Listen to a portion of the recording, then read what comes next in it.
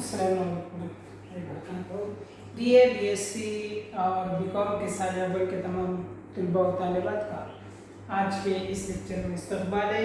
हम पढ़ रहे थे यूनिट फर्स्ट अफसाने, और जिसमें पहला जो अफसाना है वो है शतरंज की बाजी, जिसके मुसन्निफ है मुंशी प्रेमचंद।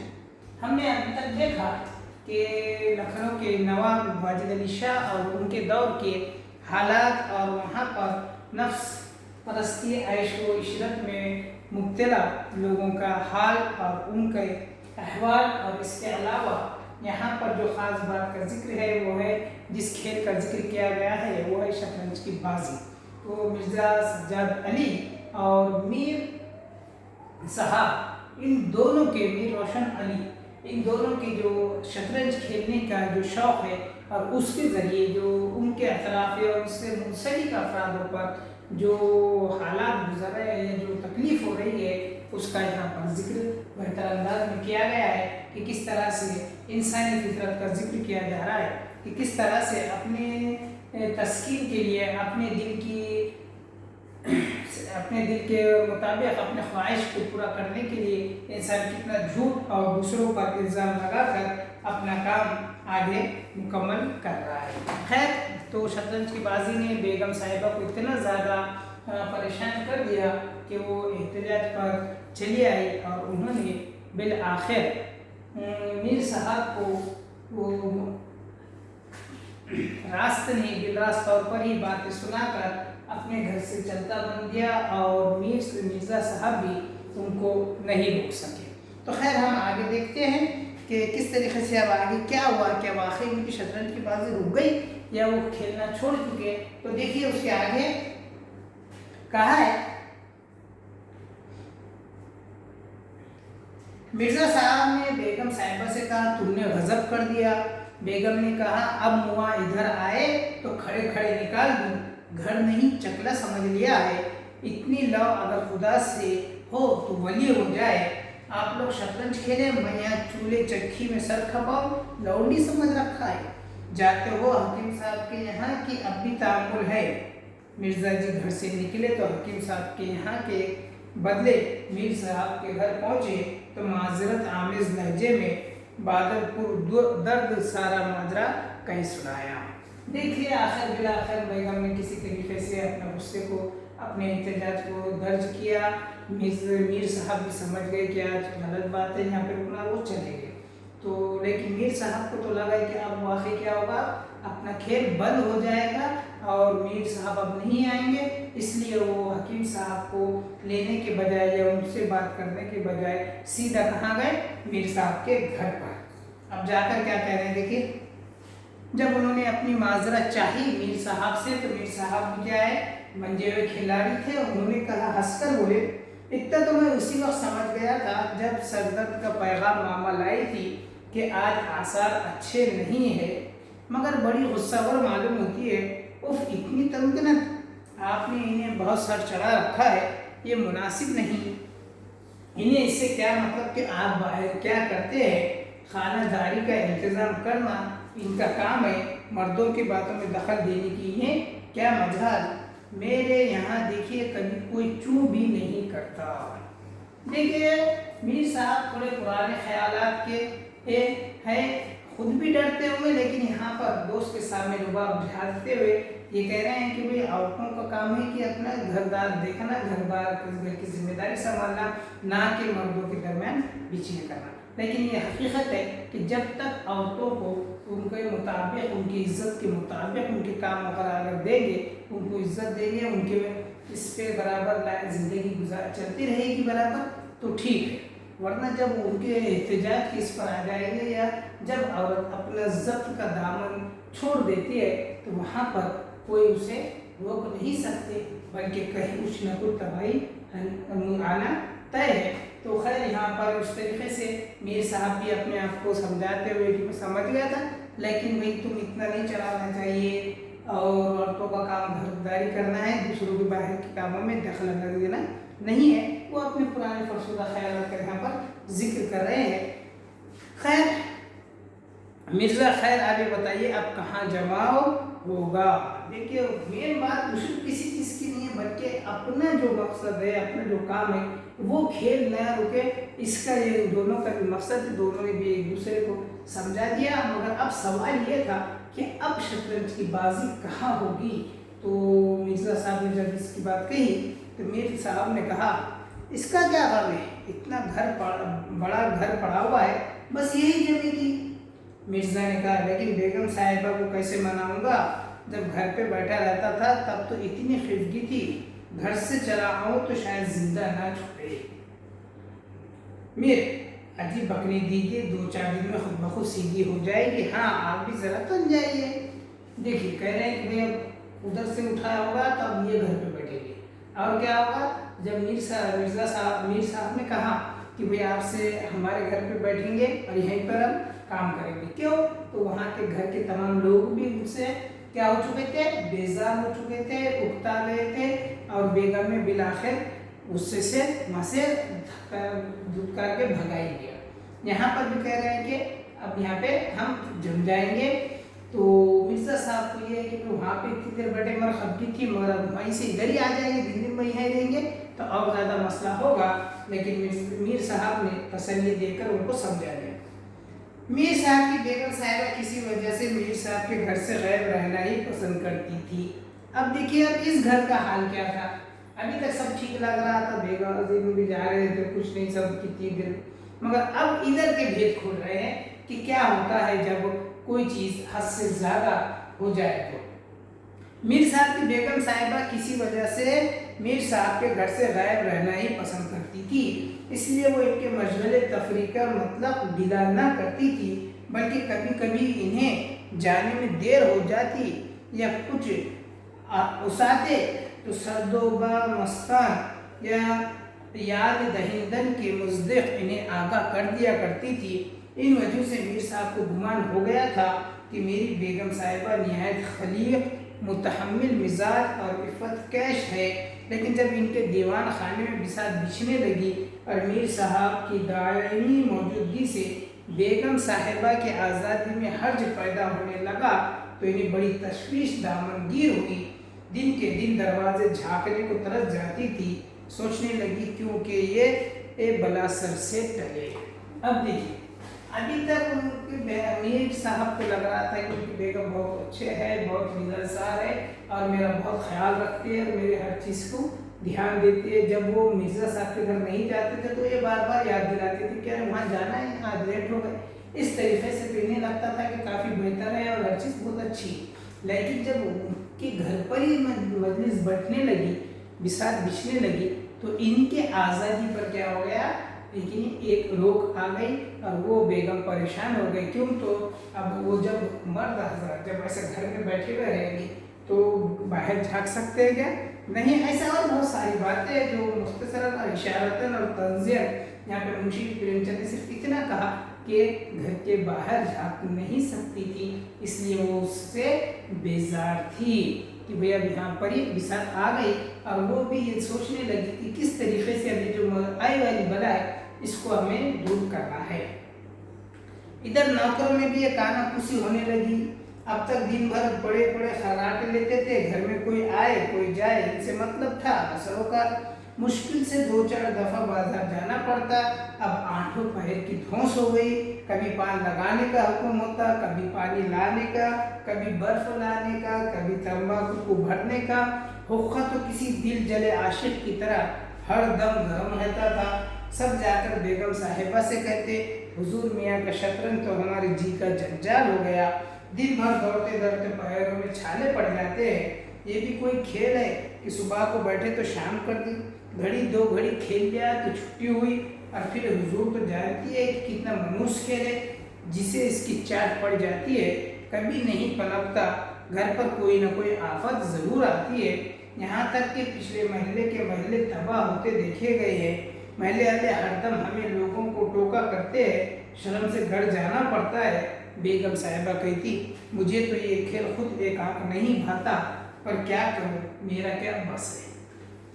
देखिए यहाँ आ गए। अब यहाँ घर पे क्या हालात हो रहे हैं, तो कह रहे हैं यहाँ के भी जो नौकर थे काम करने वाले थे। यहाँ पर कोई काम नहीं था क्योंकि मीर साहब उधर आ जाते थे, बेगम साहिबा भी आज़ादाना घूमती वगैरह थी, जिसकी वजह से घर पे कुछ काम था क्या, कुछ ज़्यादा काम नहीं था, जिसकी वजह से यहाँ के जो काम करने वाले खादिम थे वो आराम किया करते थे और बहुत कम बार बाजार भी जाना पड़ता था और कुछ बहुत कम काम रहता था। लेकिन अब मजलिस इनके घर पे बैठ चुकी है, जिसकी वजह से नौकर चाकरों को क्या है, हर दम बर्फ लाओ, पानी लाओ, तंबाकू लाओ, को हर वक्त गर्म रखना पड़ता है। ऐसे बहुत सारे काम यहाँ पर लग जाते थे, जिसकी वजह से वहाँ के नौकर चाकर भी बेगम साहिबा की तरह परेशान हो गए। अब वो क्या करने लगे, इस खेल की बुराइयाँ बेगम के सामने सुनाने लगे कि भाई ये खेल बहुत मनहूस है, घरों पे आफत आते और बहुत सारी चीज़ें कि भाई तबाह हो जाते घर वगैरह। इस तरीके से औरतों को उसमें बेगम साहिबा को जिस पर बताने लगे और मुख्तलिफ तरीके से उनको समझाने लगे कि इस मुसीबत को यहाँ से भगाओ। बेगम भी इसी में थी, मगर लेकिन बेगम का इस पर अभी जोर नहीं था और वो भी किसी ख़ास मौके या किसी ख़ास बहाने का इंतज़ार कर रही थी। महल्ले में 2-4 बड़े बूढ़े आदमी थे, वो तरह तरह की बदगुमानियाँ करने लगे। अब खैरियत नहीं, जब हमारे रईसों का ये हाल है तो मुल्क का खुदा ही हाफिज है, ये सल्तनत शतरंज के हाथों तबाह होगी। कह रहे हैं कि बहुत सारे जो बड़े बुजुर्ग लोग थे वो देख रहे हैं कि जो क्या कहेंगे रईस है, पैसे वाले, दौलत वाले, ये सब चीज़ें छोड़कर कुछ आगे मुस्तकबिल का सोचने की बजाय खुद ब खुद सिर्फ और सिर्फ खेल के पीछे पड़ गए हैं और सब चीज़ों को नज़रअंदाज कर दिया है। तो कह रहे हैं कि जल्द से जल्द ऐसा रहा तो हमारी सल्तनत भी क्या हो जाएगी, तबाह व बर्बाद हो जाएगी। देखिए आगे क्या हुआ, अब बात आ रही है वहाँ से निकल के मुल्क की। मुल्क में वावेला मचा हुआ था, रियाया दिन दहाड़े लूटती थी पर कोई इसकी फरियाद सुनने वाला ना था। देहातों की सारी दौलत लखनऊ में खींची चली आती थी और यहाँ सामान्य ऐश के बहम पहुँचाने में सर्फ हो जाती थी। भाट, नखाल, कथक अरबाब निशात की गर्म बाजारी थी। साखिनों की दुकानों पर अशरफियाँ बरसती थी। रईसज़ादे एक एक दम की एक एक अशरफी फेंक देते थे। मसारिफ का ये हाल और अंग्रेज़ी कंपनी का कर्जा रोज़ बरोज़ बढ़ता जाता था। इसकी अदायगी की किसी को फिक्र ना थी, यहाँ तक कि सालाना खराज भी अदा ना हो सकता था।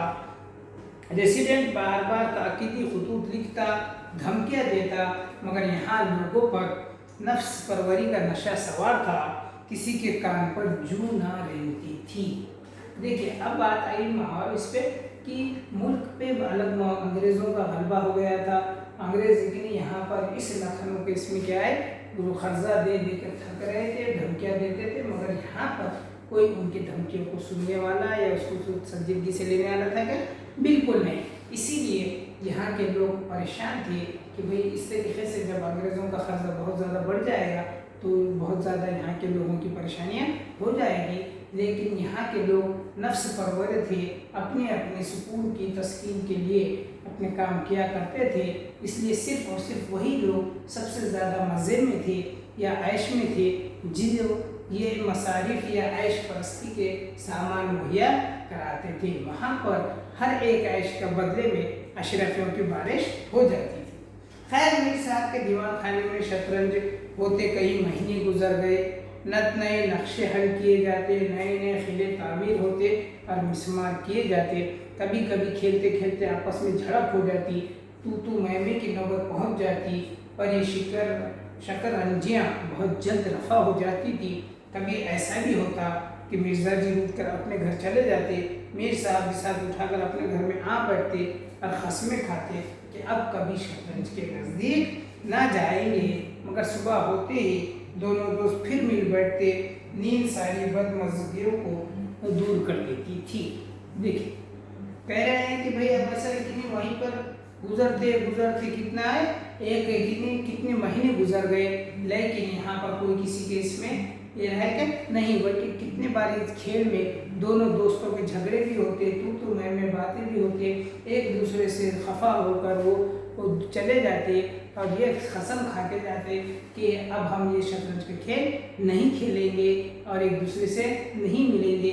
लेकिन जैसे ही वक्त शाम हो जाती, दूसरे जब सुबह निकलती है तो फिर और ये दोस्त आपस में ही बैठ जाते और अपनी शतरंज की बाजी को जारी रखते। देखिए फिर क्या है,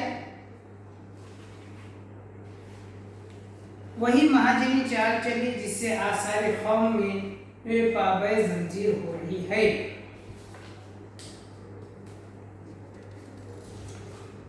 एक दिन दोनों अहबाब बैठे शतरंज के दलदल में बहुते खा रहे थे कि शाही रिसाले का एक सवार वर्दी पहने असला से लैस मीर साहब का नाम पूछता आप पहुंचा। मीर साहब के होश उड़े, अवसान खता हो गए, खुदा जाने क्या बला सर पर आई। घर के दरवाजे बंद कर दिए और नौकरों से कहा घर में नहीं है। सवार ने पूछा घर में नहीं तो कहाँ है, कहाँ छुपे बैठे होंगे। खिदमतगार ने कहा मैं ये नहीं जानता, घर में से यही जवाब मिला है, क्या काम है। सवार ने कहा काम तुझे क्या बताऊं, हुजूर में तलबी है, शायद फौज के लिए कुछ सिपाही मांगे, जागीरदार है कि मजाक है। खिदमतगार ने कहा अच्छा तशरीफ ले जाइए, कह दिया जाएगा। सवार ने कहा कहने सुनने की बात नहीं, मैं कल फिर आऊँगा और तलाश करके ले जाऊँगा, अपने हमरा हाजिर करने का हुक्म हुआ है। सवार तो चले गया। मीर साहब की रूह फना हो गई। कांपते हुए मिर्जा जी से बोले अब क्या होगा। मिर्जा जी ने कहा बड़ी मुसीबत है, कहीं मेरी तलबी ना हो। मीर साहब ने कहा कमबख्त कल फिर आने को कह गया है। मिर्जा जी ने कहा खैर आसमानी है और क्या, कहीं सिपाहियों की मांग हो तो बिन मौत मरे, यहाँ तो जंग का नाम सुनते हैं नब चढ़ जाती है। मीर साहब ने कहा यहाँ तो आज से दाना पानी हराम समझिए।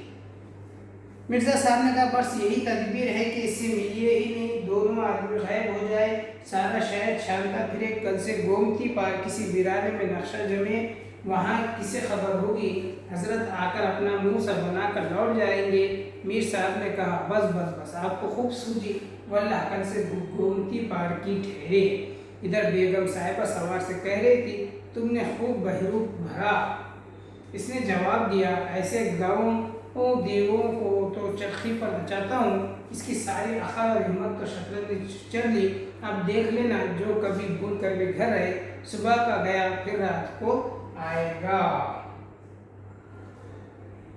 देखिए एक सवार आया और कहा कि भाई अभी प्रभु फौजी लगने वाले हैं, शाही हुक्म है और वहाँ से आपको जाना है और फौज भेजना है। अभी जंग का नाम सुनते ही क्या हो गए, एकदम लोग कमज़ोर पड़ गए। क्यों, तो अब इतना नफ्स परस्ती और इतने ऐश व आराम की आदत हो गई कि अब किसी किस्म की कोई एक काम करना ये उनके लिए क्या हो चुका था, बहुत ज़्यादा मुश्किल हो चुका था। और ऊपर से जंग ये तो उनके लिए नामुमकिन हो गया था, जिसकी वजह से और ये कर्ज़ों में पहले ही डूबे हुए थे। तो इसलिए उन्होंने यही सोचा कि एक ही काम है कि अब हम इससे ना ही मिले तो बेहतर होगा, क्योंकि अगर मिले तो वो भेजना ही होगा। उससे बेहतर ये है कि हम इनसे दूरी रहे, इनसे मुलाकात ही ना करें। तो मीर साहब ने ये बात ख्याल किया, ये तदबीर बताई कि हम क्या करेंगे, अब घर पर नहीं बल्कि गोमती जो नदी है उसके उस पार जाएंगे और उस पार जाकर बैठेंगे, ताकि वहाँ पर कोई आएगा क्या, कोई आएगा नहीं, कोई जाएगा नहीं, खुद ब खुद वो 8-10 दिन चक्कर मारेगा और फिर मायूस होकर चला जाएगा। यही एक अच्छा तरीका उसको लगा, जिसकी वजह से उन्होंने ये तदबीर को इख्तियार करने की तय कर ली। इस दिन दोनों दोस्त मुंह अंधेरे घर से निकल खड़े हुए और बगल में एक छोटी सी दरी दबाए डब्बे में ग्लोरिया भरे गोमती पार एक पुरानी वीरान मस्जिद में जा बैठे, जो शायद अहदी मुगलिया की यादगार थी। रास्ते में चिलम, तंबाकू और दरी ले लेते और मस्जिद में पहुंच दरी बिछा होखा भरकर विसाल पर जा बैठते। फिर इन्हें दीन व दुनिया की फिक्र ना रहती थी। कष्ट शय पेट लिया, इन अल्फाज के सिवा इनके मुँह से और कोई कलमा ना निकलता था। कोई चिल्ला कश भी इतने इस्तखराफ की हालत में ना बैठता होगा। दोपहर को जब भूख मालूम होती तो दोनों हजरत गलियों में होते हुए किसी नान बाई की दुकान पर खाना खा लेते और चिलम भूखा भर कर फिर महू शतरंजबाजी। कभी कभी तो इन्हें खाने की सुध भी ना रहती थी। देखिए किस तरीके से कैसे हालात होते जाते हैं जब किसी चीज़ की इंसान को लत पड़ जाती है। बिल्कुल यही बात यहाँ पर कह रहे हैं कि क्या है कि अपने घर से भी गए, दोस्त के घर से भी भागना पड़ा, अब एक वीरानी में जाकर क्या कर रहे हैं वो दोस्त अपनी इस लत को पूरा कर रहे हैं और छुप छुप कर फिरते हुए क्या है अपने खाने पीने का जैसा भी इंतजाम कर रहे हैं, लेकिन इस तरीके से भाग कर लेकिन शतरंज की बाजी यानी अपने खेल में अपनी लत में लगे हुए हैं, जिसकी वजह से सिर्फ एक लत को पूरा करने के लिए दुनिया के कितनी मुसीबतों को परेशानियों को वो झेल रहे हैं। खैर ये थी शतरंज की बाजी का। अभी आगे और भी है कि भाई अभी और आगे इनसे क्या क्या हुआ और ये दोनों के साथ में कौन से हालात पेश आए, ये अभी और आगे यहाँ पर मौजूद है। लेकिन खैर अगर इतना ही हम इख्तिबास देखें जितना हमने आज पढ़ा है तो ये बात वाज़ेह हो जाती है कि इंसान जब किसी लत में पड़ जाता है और अपने काम से अपने आने वाले मुस्तकबिल से बेगाना हो जाता है तो उसके पास उसकी किस्मत में सिर्फ और सिर्फ रुसवाई, बेइज्जती और मुस्तकबिल में उसका अंजाम बहुत बुरा होता है। अल्लाह हम सबको इस ऐसे लती चीज़ों से महफूज रखे और अपने काम पर अपनी मेहनत करने की कोशिश करने वाला हमें बनाए। इंशाअल्लाह अगले हम फिर मिलेंगे। अल्लाह।